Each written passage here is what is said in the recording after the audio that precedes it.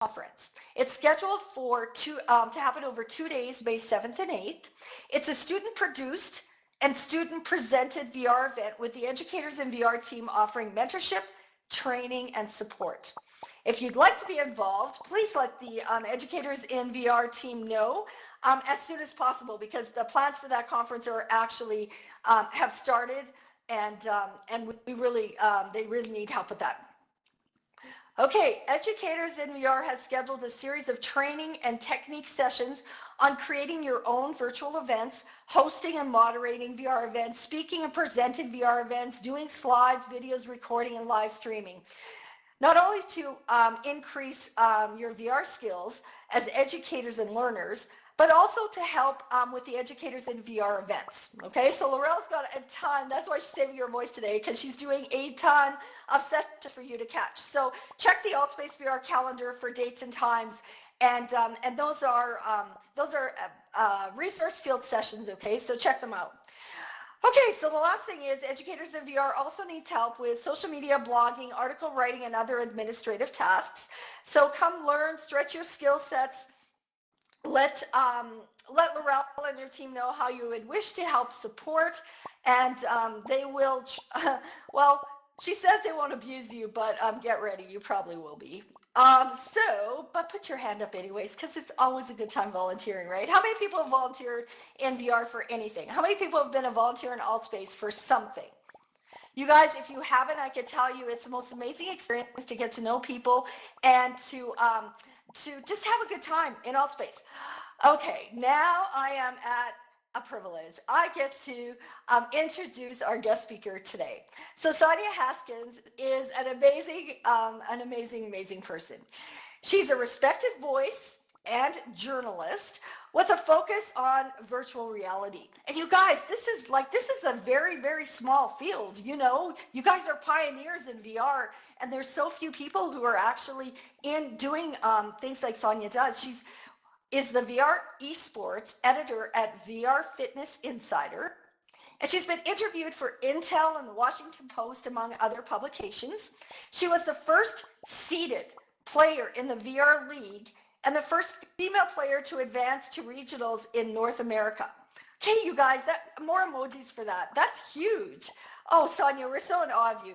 Throughout her experience as a professional player, Sonya saw a need for increased media coverage of VR-related topics. Thank you, Sonya. That is so true. So she began using her professional skills as a writer and a speaker to promote players, developers, and others involved with the industry. So Sonya encourages the growth of positive, inclusive social environments, and she started, now this is exciting, she started a community called VR Community Builders, LLC, a community-driven platform focused on outreach. She believes that technology can have a positive impact on healthcare, education, mental health, business, and every other aspect of our lives. Now, when I was, one thing that I'm about to read, Sonya has written 8 books and lives in Northeast Tennessee. So I've known Sonya for a while. She impresses me every time I come across her. Love talking with her, but I read this line and said, what? Sonya, you've written books? I have to find out what all those books are titled. So, and I will say one thing, Sonya, I saw a post about NASCAR being done in VR or something on the weekend. I hope in your presentation you talk a little bit about NASCAR and VR. I just even as a side note, okay? It is really exciting to have you here. And today, VR gaming and VR esports are 2 terms that she's going to help describe the combination of technology and physicality, discuss physical and emotional benefits, and talk about how to incorporate VR gaming and esports into school programs with STEM funding. Okay, who's excited to hear about this, you guys? I'm excited with you. Okay, so let's welcome to the Educators in VR workshop stage, Sonya Hastings. Thank you, Donna. Thank you. Can everybody hear me okay? So you can hear me all right, Donna? Yes, absolutely. Yes. Okay. So this is actually, Donna mentioned it earlier for those of you who hadn't arrived yet, but this is my first day in AltSpace, so I'm very excited. and a little bit distracted because it's just amazing. I like all the colors and the clothes and all the different people. So I will try to stay focused on the presentation. We've got emojis going on, so I'm very thrilled.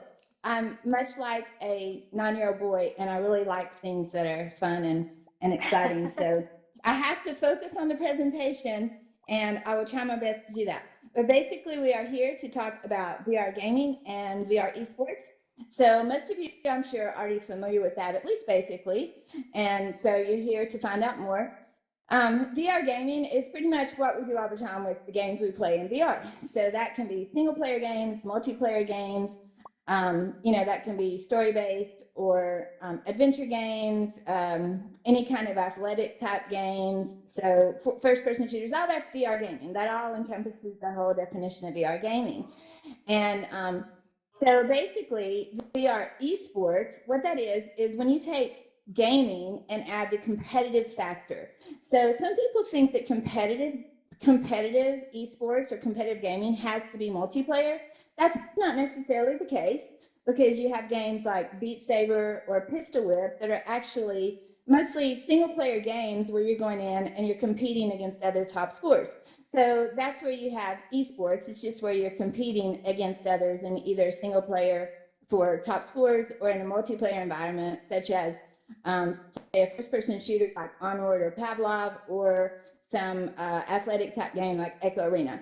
Or a racing game, things like that, where you're going to have all the people in there together like this. We might be in there competing. For example, War Dust, that's a 32 versus 32 game. And so that is an esport, but we have, those are just kind of casual competitions, but that still would be esports. So can you go to the next slide, Donna? Thank you. So I wanted to tell you a little bit about myself, but I don't need to because Donna already did that. So that's awesome. So you can skip that slide, Donna. We'll just go to the next one. All right, opportunities for everyone. I did want to give you a little bit more about my history here when I talk about this part, because basically, so this is 2020. Oh gosh, we don't even want to get started on that, do we? But 3 years ago, 2017, was when I had never even heard of VR before the first week of April 2017. And so I'm coming up on my 3-year anniversary. I'm so excited. This will be my 3-year anniversary of VR next week. And so basically my husband and my son went to a Best Buy, and my son was being deployed to Afghanistan. Some of you have heard this story, some of you probably haven't, but they wanted me to try this new fangled headset thing called VR, and I was like, I really don't want to do that, and that just looks so silly, and I can't possibly be interested in that because I didn't like technology anyway. And so they were just like, come on, just try it. And I was like, if I try it, can I go sit in the car? And they were like, yeah, just try it. I put the headset on, and I'll never forget the feeling. I just never will forget it. I literally thought, wow, this is the most amazing thing I've ever seen in my life. And so I had it on my head just a bit, really, and just was amazed. And then I walked out of the store with an Oculus Rift, went home and started playing, began to lose a lot of weight, began to make friends, and I started playing Echo Arena, which is a game from Ready at Dawn, and it's a esport that you can play together with other people. And so basically, I became one of the better players in the game, especially initially. There are a lot of people now that surpass me in that for sure, but I still enjoy playing a lot. But in season 1, I was on a team. My team made it to nationals, as Donna said. But I share that story again just to emphasize the fact that I am not a young man, and I actually do play the game well. VR can be for anyone. It actually levels the playing field because I play seated as well. And we've had other players, like a player from England last year who qualified for VR League Season 3. He actually is wheelchair bound, and he qualified in a game called Space Junkies. And so that's from Ubisoft. And so he was actually able to play in finals because his team qualified for that. So with VR, because you learn to adapt yourself to how your own abilities are, you can become very good at the game, even if you wouldn't be able to compete with the same people in real life and physical reality. So like, for example, I wouldn't be able to keep up with, say, this young man here, who I know him in Echo Arena, and I was going to say in real life, but Echo Arena isn't real life. So, so I forget this sometimes. VR and physical reality start to mesh here. But so I wouldn't be able to compete in a game like, say, basketball in physical reality. But in VR, I can do that. And I can actually be better than those people. So that's the way it is with VR gaming. It really levels that playing field, which is awesome. And so I share that story just to say that I really, truly believe it does not matter what your age is, your gender, race, where you're from, how much money you make, what language you speak, none of that matters, which is awesome. I think that VR really, I'm going to talk about that toward the end, but it really takes away a lot of those things that separate us and just bring us together in a game that we can love, that we can enjoy, and that we can just play and focus on the game itself, which I think is awesome. Okay, the next slide, Donna. Some of the health benefits of VR gaming, definitely weight loss. The first season I personally played VR League or VR Esports when I was doing Echo Arena, the first probably about 6 months that I played, I lost 40 to 50 pounds. And that was with very, very little effort. I wasn't trying to lose weight. I was simply playing games. I was just playing VR.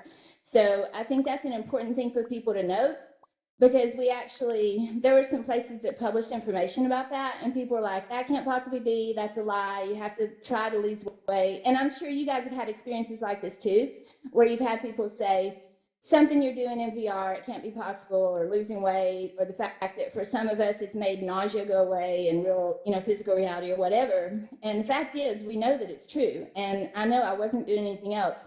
I didn't change my diet or anything. In real life, I just played VR more, or I played VR, and so I was losing weight. We've seen a lot of stories from that. In VR Fitness Insider, we actually published quite a bit of those, which is great to highlight those. So reduced cholesterol, blood pressure. I actually have had numerous older players come and tell me that they've seen positive effects that VR gaming has had on their blood sugar levels, their cholesterol levels, their having lower blood pressure. And so those are all fantastic things. I mean, it absolutely works in such a way, just like traditional exercise. And honestly, I personally think it works even better.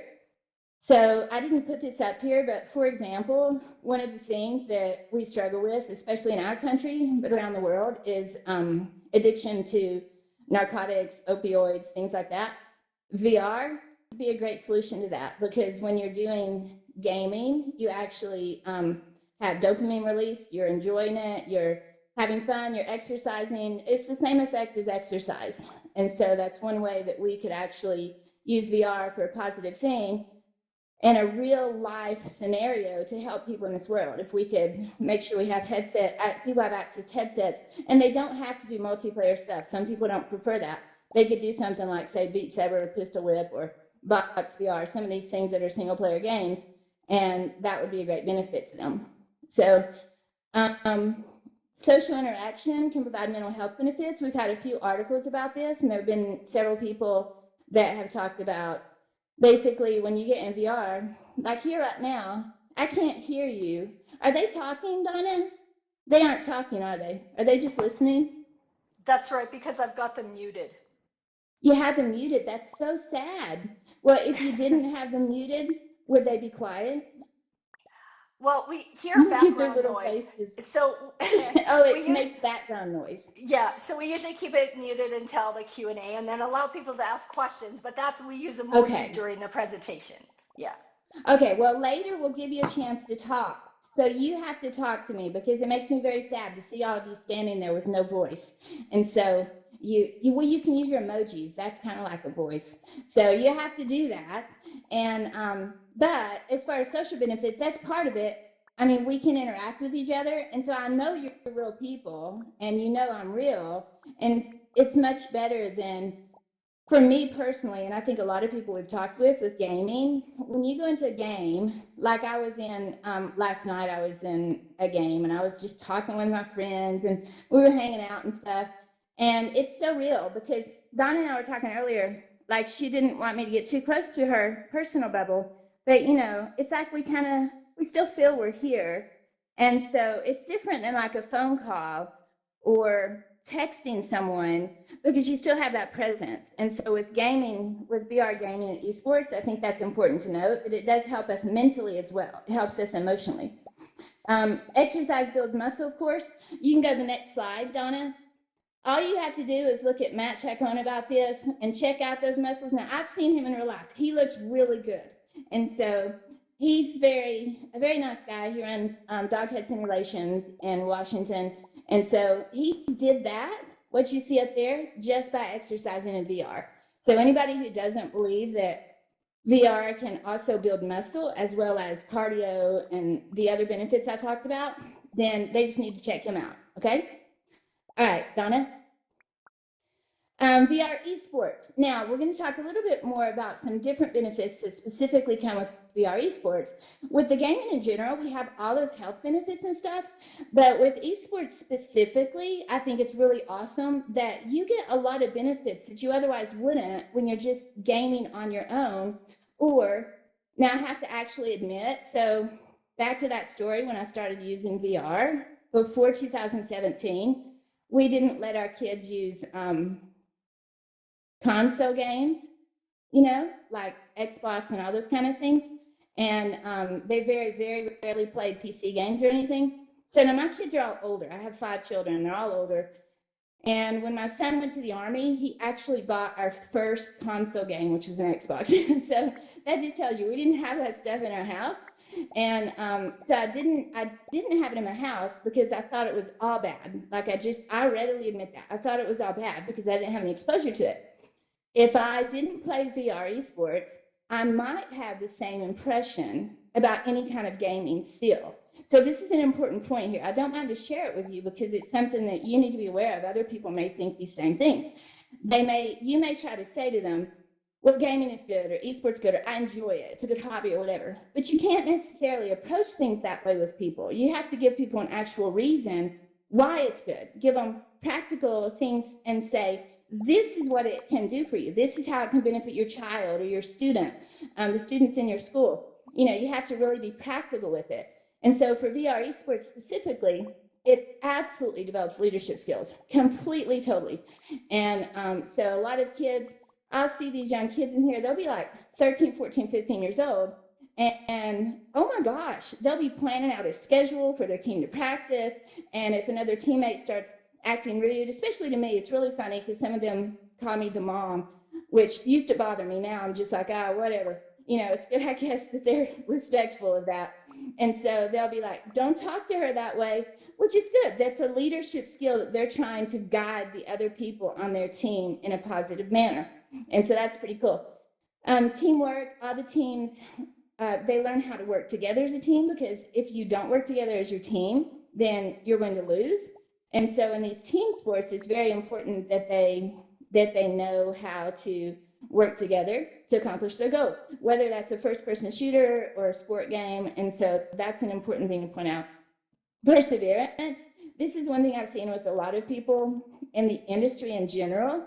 Now, this applies to the team sports, but it also applies to, let's say, developers and other people in the industry like you guys. Man, I tell you, there's a lot of failure that goes on, like a lot.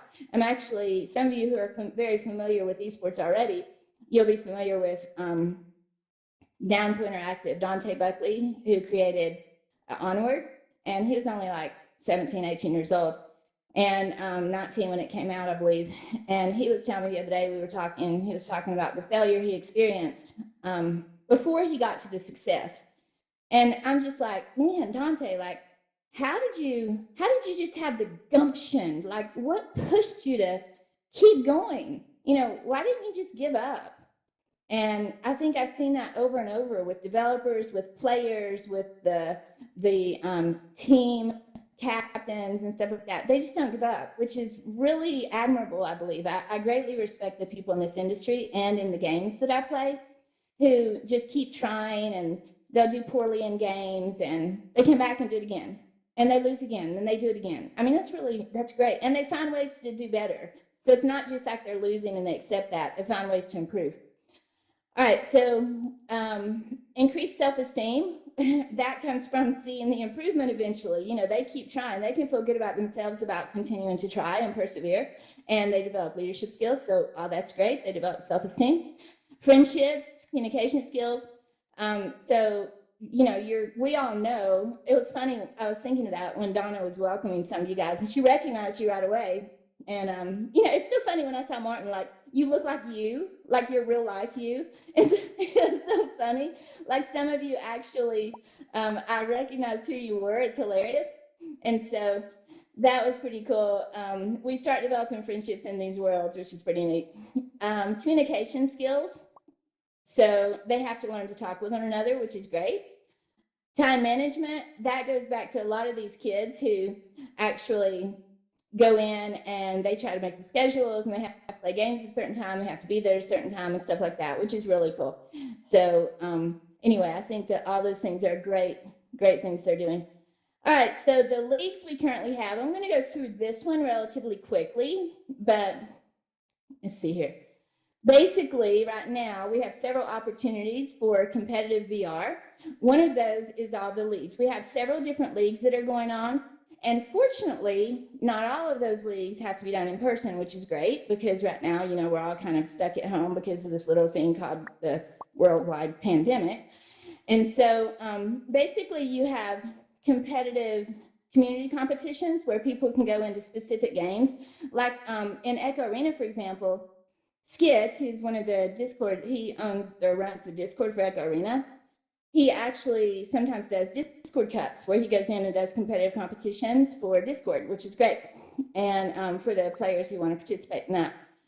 VR Master League, that was actually started by a guy back in early 2017, and they actually have a great platform there where they run the some of the most competitive games on the market, typically first-person shooters, but not always.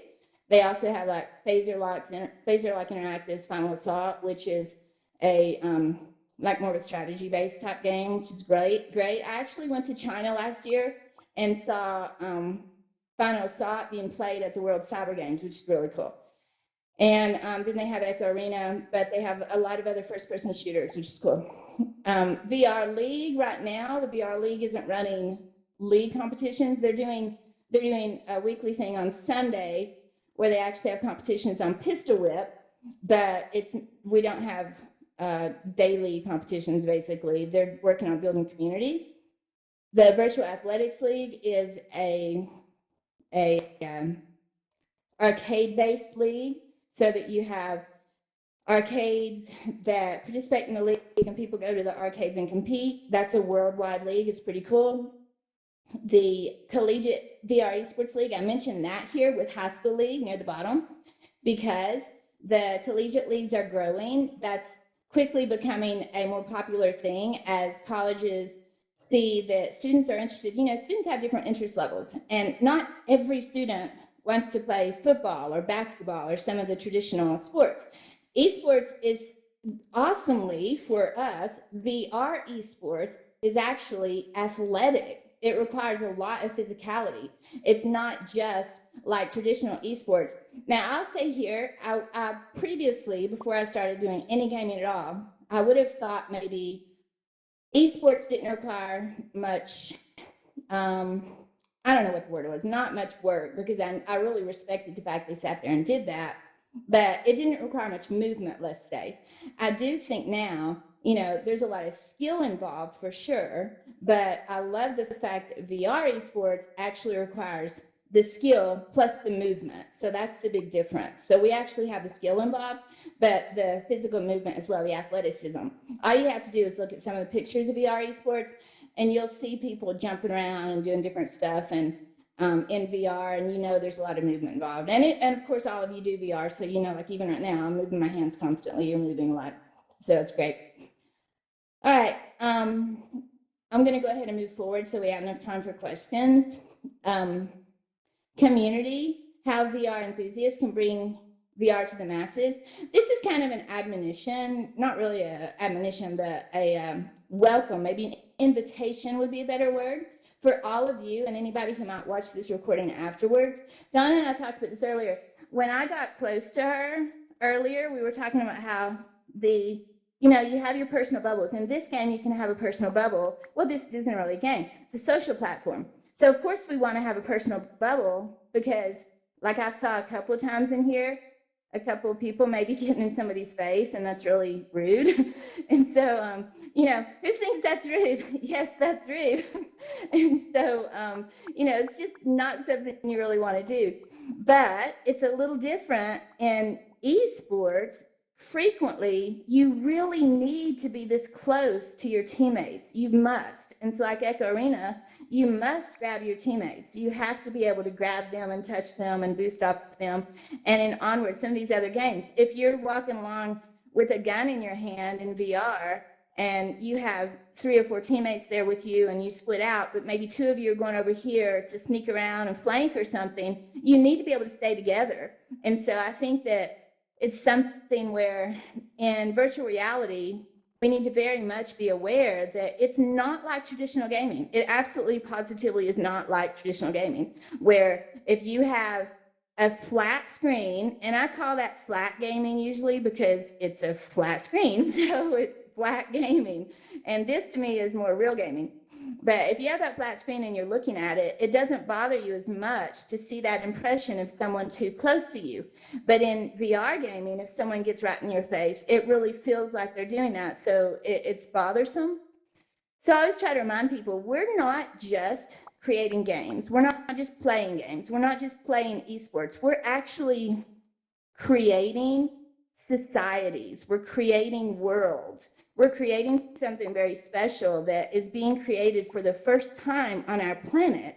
That all this right here, this is a group of people that we, 5, 6 years ago, we would not have been together like this. So this is really awesome. So we need to have some sort of social rules and parameters in place. I'm very much not a fan of dictated rules, but I am a fan of people having some bloody common sense, And so it's like if I always use the illustration, if you're not going to do it in the grocery store, you probably shouldn't be doing it in VR with other people. So that doesn't mean that in private areas you can't do things like get in people's face or be real close, because maybe that's what you're friends and you can do that. If we want to go over here and hold hands, we can do that on our own. But if we want to do more than that, then maybe go be in your own personal space. But if people are new and they don't know you and they come up and start bothering you, I just think it's important as we develop gaming, esports, and virtual reality versus flat or traditional gaming, that we develop a sense of respect that was not developed with traditional esports, if that makes sense. I hope you guys understand that. If you have any questions about that, you can ask me when Donna allows me to unmute you. But I think you understand what I'm talking about though there. Okay, so that's what I would say for the community. The community does a lot of great things. We have communities in all our VR esports games, even the ones who can't get together necessarily in game, like in Echo Arena, Contractors, Pavlov, Onward, all these other games, all these games where they go, even Rec Room, places like that where they go in and play games together. They're together, but and a lot of other things, like say Beat Saber, even they have Discord groups where they're not necessarily together in VR, but they're going on and talking and chatting stuff. They're still creating the community and friendships where they're developing things that they need. Okay, so let's go to the next one, Donna. Community-driven resources. Some of the things that we have seen done in the VR esports communities for VR esports and gaming, people have hosted community days. Of course, I said they have like map contests. They're having a map contest right now for Pavlov. There's a map contest going on for Onward. We have community days that we've done for the first-person shooters that we also do relatively regularly for Echo VR, boot camps, mentors. Some of the games have mentors or people that you can call upon for special training. And I'm sure that is something that absolutely will continue to grow. And it's something that we can actually take great advantage of as a VR community, again, versus flat gaming. We don't just have to sit there and type things to people on the screen. We don't have to do that. We literally can go over and say, welcome, come on. When I went into Odspace this morning for the first time and Donna brought me in, I'm like, oh my gosh, this is amazing. And, all these people came over and they're like showing me around. I jumped up on a rock, and so it was really cool. So, Discord groups, Facebook groups, Reddit groups, all those things help to build the community so they can find out better how to get in the VR environments and stuff, so they can answer questions. Some people still need that. And then we also have had, of course, community competitions and meetups outside of virtual reality. We've had a lot of opportunities where many of us have gotten together. I have quite literally met friends from VR now, and on 3 continents and several states, and driven all over the place and flown all over the world, and it's been really awesome. And I know a lot of other people greatly enjoy that. As much as we very much love our time together in VR, I think that it's awesome when we actually can get together in physical reality too sometimes. But like right now, that's not an option. And so, you know, what's really nice is that, like last night, I said I went and met my friends in the game. It's awesome because it's just like being there. So it was great. All right, Donna, let's move on. The future, how you can be Bob. All right, let's go past that one. These are some friends of mine from Echo Arena. So VR, yeah, these guys are crazy. VR in schools, STEM and STEAM. Basically, that's science, technology, engineering, mathematics, science, technology, engineering, arts, and mathematics in the schools. So one thing I would recommend to schools is definitely I would check out this bottom line here, V2GL, Tyrone Hammondtree. He runs a fantastic program in Austin, Texas for his students there. They actually do summer camps. They have gaming in their classrooms. They actually monitor their students' blood pressure, or I don't know if it's blood pressure, not blood pressure, but what's it, heart rate and things like that, to see how playing games in VR helps the students with their health and fitness. It's a fantastic program. So if anybody's watching this or here who's interested in high school programs, I would highly recommend that you reach out to him or at least read about him. So that's pretty cool. Educational opportunities, field trips, programming, athletics for non-athletes. So when you think about STEM, you have to figure out how to get the people who have the money to give you the funds. Well, they want to give funds for technology, and we know that. However, if you say to them, well, we want funds for technology so our students can play games, that's not going to happen, okay? They're not going to give you the funds for that. If you say, we want funds for technology so our students can have the latest immersive technology, it's awesome, it's up to date, they can take field trips, they can learn how to do programming, they can actually learn how to do programming in headsets, they can visit the Anne Frank house, they can go on the Titanic, they can do all this amazing stuff. Right now, just as a side note, right now, at this very, very moment in time, if every child in America and other countries for that matter had a headset, we wouldn't be having the crisis that we're having where people are saying, how are we going to finish the school year? Because every child would be able to finish the school year with their classrooms just like this. So I think that that's an important thing to note, that we really need to make sure that in the future that doesn't happen. We need to have access to these things, okay? And so that's basically it for as far as athletics for non-athletes. This gets kids moving when they can compete. I told you all the benefits earlier about VR esports with teamwork, leadership skills, and stuff like that. But it also gets them moving physically. If people say we need computers for kids to sit there and play games, a lot of older people in particular, no offense to older people, but I'm a little bit older myself, if you say gaming, they literally think of kids sitting there all day, and they grow up and they're going to be in their parents' basement for the rest of their lives, eating potato chips, playing on a computer. Just, to be quite blunt, that's what they're thinking. You guys, you create and represent the industry. You have to help change that mindset. We have to show them that that's not the case with VR gaming. That's not the case with VR esports. This is very athletic, it's very active, it's very physical, and it's very fun. There are a lot of great things we do with it. So that's our job. That's what I have been doing, and you guys can all help with that. Okay, Donna? Now, I said this earlier, but I want to emphasize it again. This is my favorite thing about VR. It removes the labels so we can focus on a human behind the headset. If I had tried to join a team with, say, early 20s to early 30-year-old guys in real life, in physical reality, that probably would not have worked. I'm talking about 3 years ago, first season of VR League. If we had been in a physical location and I had tried to join a team with these guys, that probably would not have worked, because there's so much judgment that is involved in our decisions, whether we recognize it or not. We subconsciously judge people about, all sorts of things: their gender, their religion, their height, their weight, everything. And when you put a headset on, like right now, I know Martin looks like this because I know what he looks like in real life. But, and actually Sneaky, I know he kind of looks like that.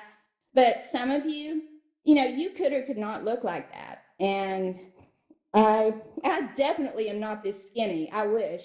And so, but it doesn't really matter. It's all okay. When you go in, you use these avatars, you can look how you want, but everybody knows that we can look how we want. So people just, they may be like, oh yeah, that's a cool outfit, or that's a cool avatar, whatever. But I think we all take it with a grain of salt. We just don't pay attention to that as much. Honestly, what's great is I think people are more likely to pay attention to, are you being a jerk? Well, if you're being a jerk, get away from me. And which is a good thing. Jerks should be ostracized. So, just saying, I think that's a good thing. And, there are other things, like on a team, when we all formed our team in season 1, most of the players, like I'd say 90-something% of the players, didn't realize that I played seated. They just didn't know that. But to be fair, I didn't know you were supposed to play the game standing. I had no earthly idea. And so it wasn't until we started talking about it that they were like, I know what it was. I fell out of my chair one day and broke my elbow. And yes, I actually did that. And so I broke my elbow in season 1. I also tore my rotator cuff. So I had a lot of injuries. And so I was like, I fell out of my chair. And they were like, what do you mean you fell out of your chair? Why were you in a chair? And I was like, I play in a chair. And so anyway, it's really funny. It takes away these labels. None of that mattered. Once they found that out, they didn't care anyway. They actually thought I was a little boy because, I always say sarcastically, everybody knows girls don't play games, which just is crazy, but a lot of people automatically assume. And here we have avatars that look like females, but in a lot of games you don't. And so they automatically assume you're a little boy with, a not developed voice yet because you sound that way. Well, I always just tell people, girls play games too. Women play games. Old women play games. So, you can have anybody that plays VR games and love it. It doesn't matter. So all this is gone, and they look at the person and how you play as opposed to what are you like in real physical reality. Okay, so I love that. Always remember that. This is my contact information, and we can go past that. I just put it up there in case anybody wants to reach me after.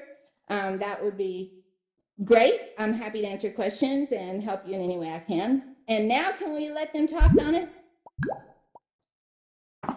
Yeah. So what I've done, you guys, is down to your bottom right, there is a raise hand button. So if anybody has questions, go ahead and raise your hand. What I'll do is I'll amplify your voice, and then you'll just have to unmute yourself, okay?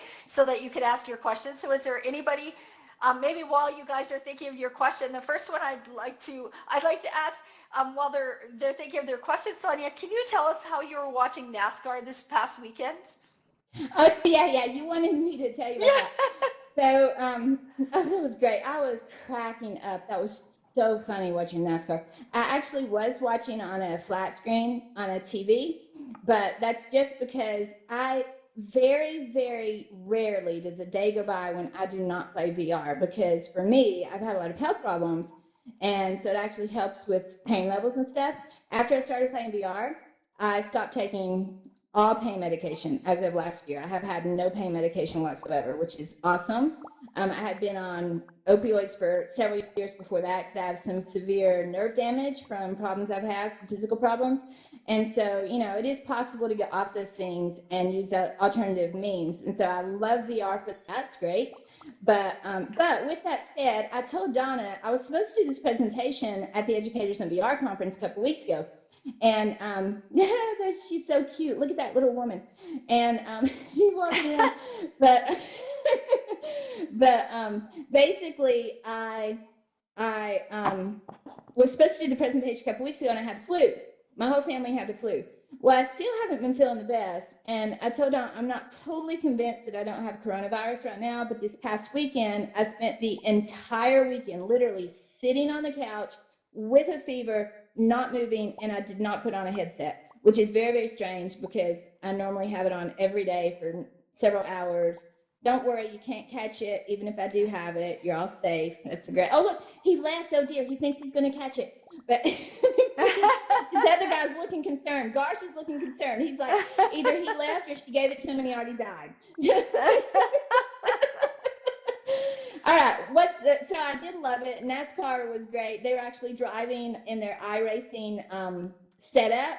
So they did not actually have VR on. However, you can race in VR. And there was a competition a couple years ago where they actually had the drivers race in VR. And one of the drivers who won that race was able to go and compete with the regular racers. And they found out, just like with our training and stuff, industrial training, things like that, he actually had just as good of a record as the regular drivers, which is so cool. Because that's exactly what we're finding with training for doctors and various things like that, and people in industry, that you can do things in VR and have it affect you just as well as that same training in physical reality, which is awesome.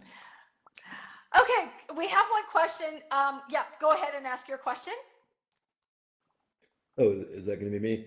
You betcha. Yeah. So with VR esports, it sounds like you're talking a lot about like headsets you might have at home. Are there any location-based entertainment or like free roam arena style things like the Void that you find particularly promising for what you're talking about, which is real online multiplayer competitive esports? So like on location, someplace we might find in a mall. Yes, absolutely. That's a great question. So I'm sorry, I didn't talk about that more sooner. I should have. I mentioned Virtual Athletics League. That actually is an arcade-based league, but those are typically the smaller arcades. Some of them are bigger, but those are arcades where people can go. And what's really cool about those that I like, though, because they are a bit smaller, they usually have like their own teams where they'll sponsor a team. And let's say they might have a Space Junkies team or some sort of team like that. Now, there's a league I didn't mention. It's called the League of International VR Esports, and that's actually based in Israel. And that's a really cool league because they couldn't compete in the European League of the North American Leagues because they're in Israel. And so they created that league to partly help with people at the arcades and places like that, location-based. Now, you can be at home or an arcade, but that's another one where it started out of an arcade. And so you definitely can go to arcades. You can join, say, Virtual Athletics League, for example. They can be part of that. And then some of the arcades do their own, they get together with their local people and they'll have little tournaments and stuff like that. So it can either be done, Trent, on a local level between the arcades among their people, or they can get their people together at arcades, create teams, and compete nationally or internationally. And then you also have places like Mass VR in Chicago, Illinois, and they do a fantastic job up there. There are other places like just all these bigger places like that where you can go.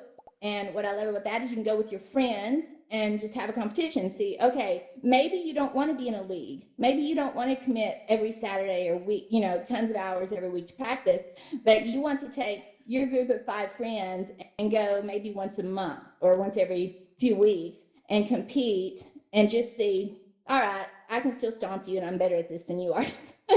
So yes, I'm a little competitive in case you haven't noticed. And so I think that you can actually do that and have a lot of fun. Now, one thing I like about Mass VR, I was actually working on an article, which I haven't finished yet, but one awesome, cool thing about that, I would highly recommend once the pandemic is over, gosh, we got to just hope this ends soon. But once the pandemic is over, if you get to Chicago and can go to Mass VR, the thing I love about them, they actually have their own casters on site there. So what they do is they let you go through and you compete with your friends in that the arena, like you just said, the big mass arena where you go in and it's free roam. It's fantastic. Then and they record it. Well, then you go out and you sit down and it's like you guys hear, it's like a movie. You sit down and watch, and they have an actual professional style caster who casts your match with your friends. It is so much fun. It's like seriously so much fun. You would love it. And so that's the kind of thing that some arcades are doing in different places. So, just to give you ideas, there's a lot of stuff happening like that. Does that answer your question? Oh, that's great. Yeah. Thanks for mentioning this. Yeah. Okay. Yeah, definitely. If you're interested in doing more about that, just let me know. Okay, so our next question is going to come from Martin. But before we do that, can you guys all help me? I want to take a picture that we can give to Sonya for this experience. Could you guys all look towards me and throw up emojis? Okay, it takes a couple of seconds, 5 or 6 seconds, for my camera to kick in.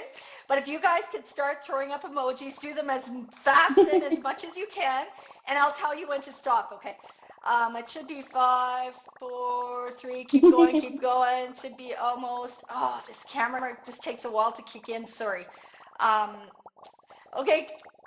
Okay, it's gonna. Okay, you guys can stop now. That it kicked in, and I'm gonna take one more because Sonya, everybody's looking this way except you. Oh, that's just like. Oh, now I'm looking at my heart. Okay, everybody keep going. I'm going to take one more, almost 5, 4. Okay, there we got it.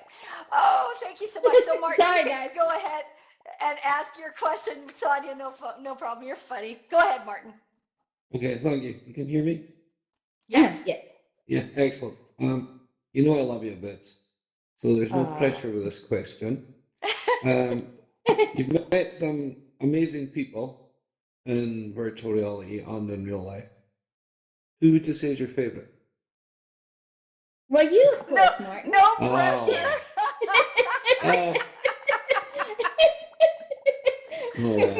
There, see, am I a diplomat? Is that a good answer? Oh, Perfect. that's funny. Okay, you know Okay. what? Come here, I'll whisper it to you. Come over here. Okay. All right. I'll have to message you back because I think they can still hear if I whisper. Okay. Okay. Perfect. All right, next What's that? question. Okay, Franken CI. Go ahead. Hi, can you hear me okay? Yes. Okay, you mentioned about the coronavirus and everything and how a lot of gyms, virtually all of the gyms have closed. Can you maybe Right. give us a short list of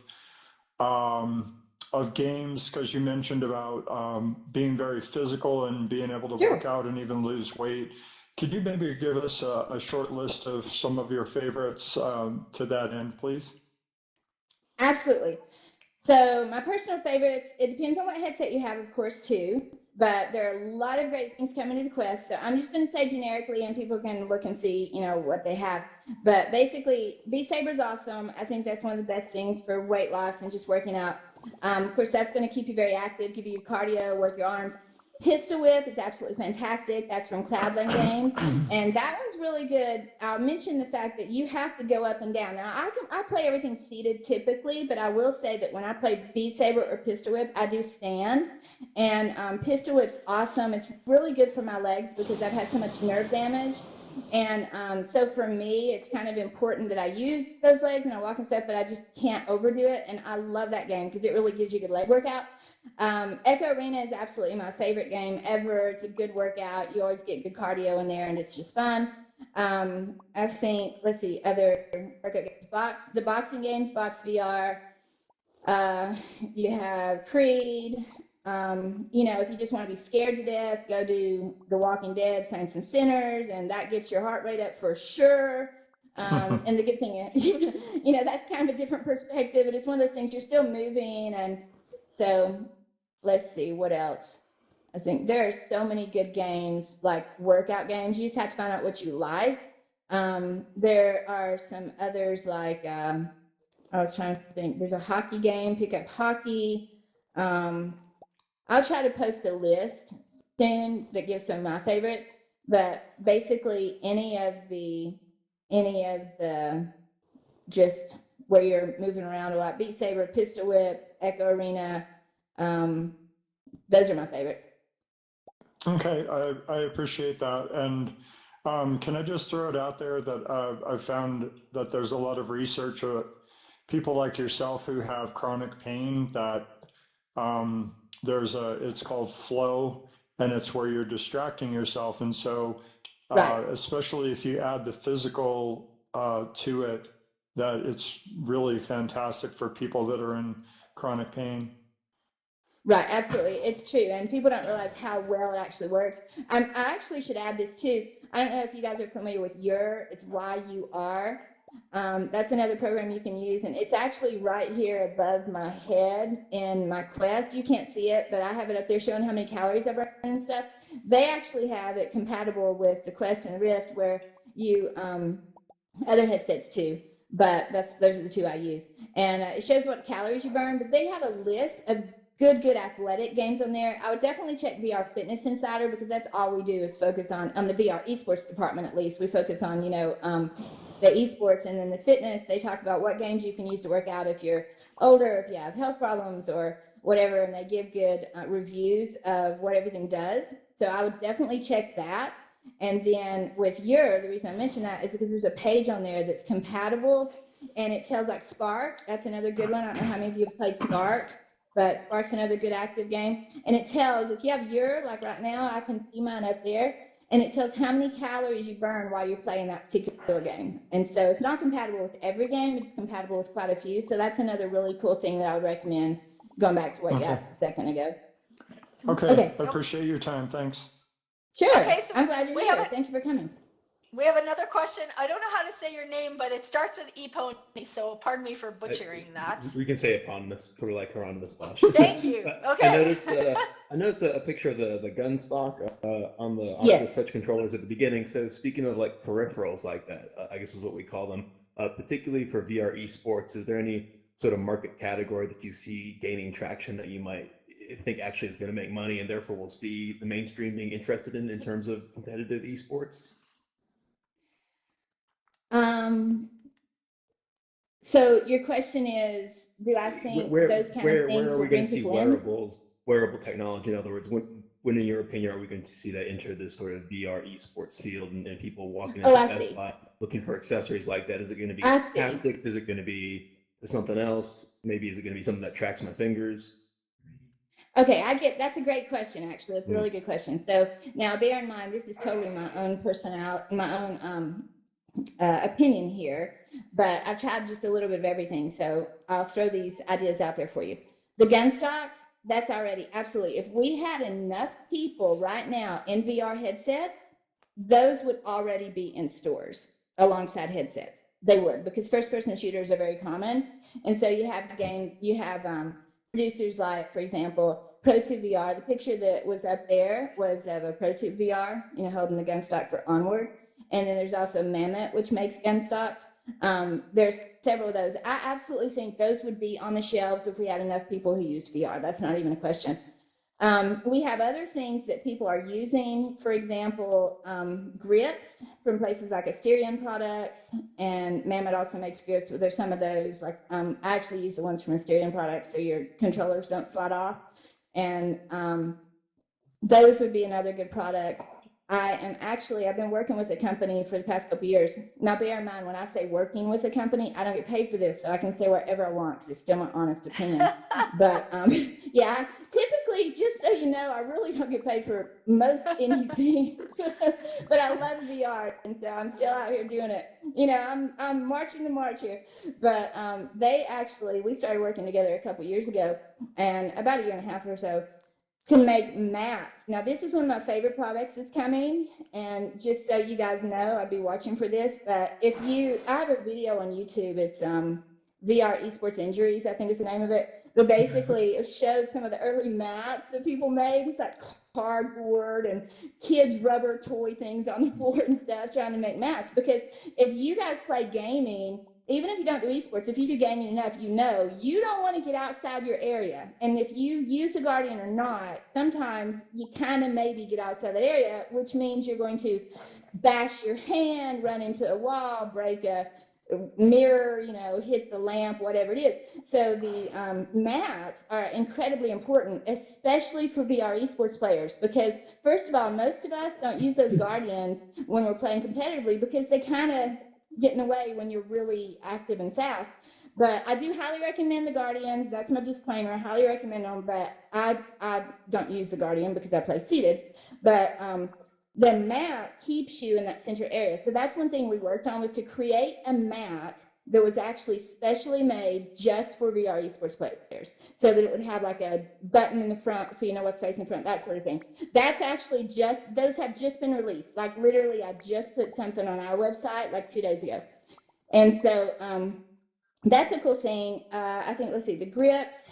Asterion also does like places you can set your headsets and stuff. But, oh, you also asked about vests. So B Haptics makes vests, and those are really neat. I think for first-person shooters and stuff, those will be very nice. Those are actually affordable for the average consumer. Well, the average consumer that has the money, I think they're maybe like $300. But somebody who wanted to use those, they could use that for that feedback for the shots and stuff. I've also personally tried the Tesla suit, which is absolutely amazing. It's fantastic. That's not something the average consumer is going to buy. So, you know, I mean, I guess unless you're like somebody with a whole bunch of money, you're not going to buy that. That's meant more for like military use and aeronautics testing, that sort of thing. But it's fantastic. I mean, you put that thing on and start playing VR, and it's just amazing. So one day, in answer to your question, I think we will have those sorts of things available more. The finger tracking, I've tried quite a few of those. They're neat. It's coming our way. I mean, all that's coming. I don't think it's quite, there yet, what we have to buy. But part of that is simply the fact that we don't have enough people in VR yet to have those things on the shelves in stores, which was part of your question. But you can buy them online and stuff. There's still some things available that we can get online. It's really exciting. There's a lot of good stuff coming. And we will use that stuff in VR esports. I don't think it's going to be that much longer before we see vests and things like that being used in the games, because we already see the stocks. We already see the mats. We already see the touch controllers. So, definitely it's not going to be that much longer before we see vests and stuff like that. It's really cool. Okay, next, do we have real quick time for the last two? Yep. So I'll one answer more quicker. One more question from Maya, and that will be the last official question. After that, okay. I'll close. Okay, so go ahead, Maya. Oh, great, thanks. I want to thank you for your presentation today, and I have a quick question about you mentioned high school leagues. I was wondering if you could expand on that a little bit and help me understand kind of the scope. How many schools are playing in our country? Is it just in its nascency, or are there, specific leagues just for VR gaming for high schools? Okay, so here's the deal with the high school. When I say high school VR, esports, VR gaming, we have an active, growing collegiate league at this point, collegiate league. Now, it's the same with traditional sports. We need to start building these ecosystems so that we have the people to grow up into the collegiate league. And then the collegiate league frequently also plays the pro league. And then you also have people who get out of college who end up being like Martin and the rest of us, who are older than college level, who might want to play competitively, that sort of thing. But right now, as far as the actual high school age groups, we don't really have a organized high school league per se. And so that's one thing I've been talking to a few people about, the possibility of forming that. Let's say if that's something somebody's interested in, they need to let me know so I can put them in touch with the right people. I have talked with students about that, and they are incredibly interested, because we're finally to the point where our pro leagues and the not necessarily the collegiate leagues, but let's say the pro leagues have enough of the younger players. Like, for example, I was in playing the other night and somebody was absent. They needed a fill-in player. So the guys posted, like, we need a player, and like, can you come play? And I said, sure, I'll come play. So I went to compete. Every single other player in that whole match, 8 players total, every other player besides me was a high school student.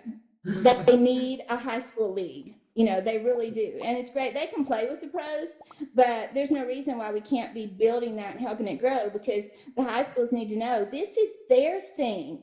Maybe they don't want to play golf, or they don't want to play. What do people play? I don't even know. All I can think is football and basketball. I don't know any other sports. Baseball. The guy back there is covering his eye. He's like, oh my gosh. No, I'm just kidding. I do know other sports, but right now my brain is all in VR esports. So, I think it would be important for us to give them their own league. And so I have talked to a few people about different options with that. There is quite a bit of interest. It's just a matter of, I can't do that. I can help promote it. I can help connect people, but I cannot run a league, and so we need people who feel that's their passion, who want to see it grow and start it, who need to do those sorts of things. And that's basically what I do. A lot of what I do, I will, connect people and encourage them and literally write about you and promote you to the high heavens. But other people have to, whatever your passion is, you have to step up and do that thing. So that's what you're going to be good at. You're going to be better at that than I ever would be. So that's a great question, though. Well, thank you very much. Well, Thank you. Oh, you guys, this was amazing. I'm gonna unmute you now. I'm just gonna say just a quick reminder that the discussions are happening in Altspace Engage and Roomy. Make sure to check them out. If any of you aren't on the Educators in VR Discord server, head over to educators in VR.com. You'll find the link to the Discord server, information about all these things, about the 24-hour event this weekend, if you want to help with that, if you want to help with the conference, Students in VR conference. And yeah, let's just give Sonya a round of applause. That was so good, Sonya. Thank you so much for taking the time. And we really feel bad. It's almost like when we invite you, you get sick. So we want you to come, but we don't want you to be sick. So it's kind of a catch-22. But yeah, you guys, thank you so much. And thank you everyone for coming. And we'll see you next Tuesday.